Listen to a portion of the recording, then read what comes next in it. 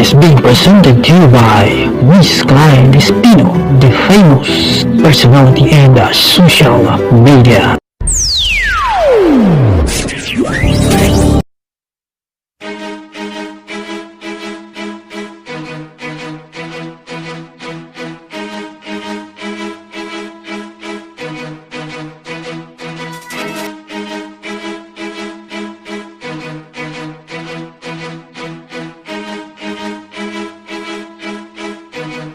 Our fellow citizens, our way of life, our very freedom came under attack in a series of deliberate and deadly terrorist acts.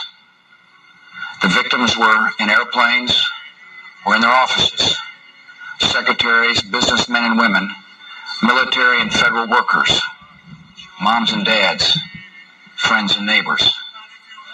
Thousands of lives were suddenly ended by evil, despicable acts of terror. The pictures of airplanes flying into buildings, fires burning, huge structures collapsing, have filled us with disbelief, terrible sadness, and a quiet, unyielding anger. These acts of mass murder were intended to frighten our nation into chaos and retreat. But they have failed. Our country is strong. A great people has been moved to defend a great nation. Terrorist attacks can shake the foundations of our biggest buildings, but they cannot touch the foundation of America. These acts shatter steel, but they cannot dent the steel of American resolve. America was targeted for attack because we're the brightest beacon for freedom and opportunity in the world, and no one will keep that light from shining. Today our nation saw evil, the very worst of human nature, and we responded with the best of America, with the daring of our rescue workers, with the caring for strangers and neighbors who came to give blood and help in any way they could. Immediately following the first attack, I implemented our government's emergency response plans. Our military is powerful and it's prepared. Our emergency teams are working in New York City and Washington, D.C. to help with local rescue efforts. Our first priority is to get help to those who have been injured and to take every precaution to protect our citizens at home and around the world from further attacks. The functions of our government continue without interruption. Federal agencies in Washington, which had to be evacuated today, are reopening for essential personnel tonight and will be open for business tomorrow. Our financial institutions remain strong, and the American economy will be open for business as well.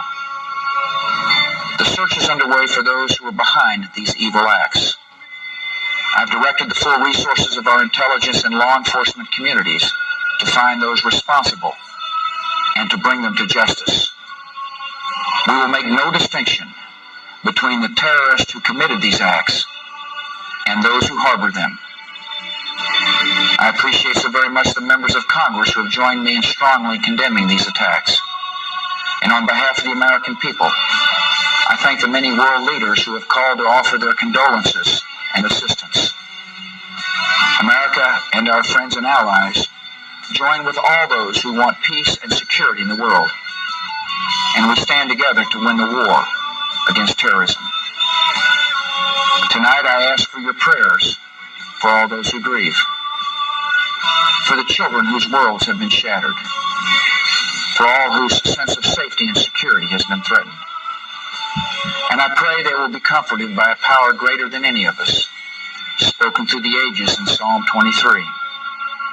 Even though I walk through the valley of the shadow of death, I fear no evil, for you are with me. This is a day when all Americans from every walk of life unite in our resolve for justice and peace. America has stood down enemies before, and we will do so this time.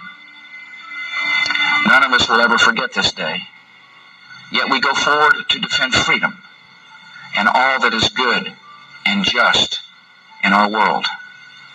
Thank you. Good night, and God bless America.